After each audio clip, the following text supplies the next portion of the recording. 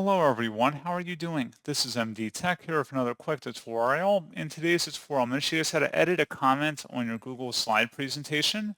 So this should hopefully be a pretty straightforward process, guys. And without further ado, let's go ahead and jump straight into it. So all you have to do is navigate to the comment you want to edit, select the three-dotted icon next to it, and select Edit. And then just go ahead and type in the updates, select Save, and that's all you have to do.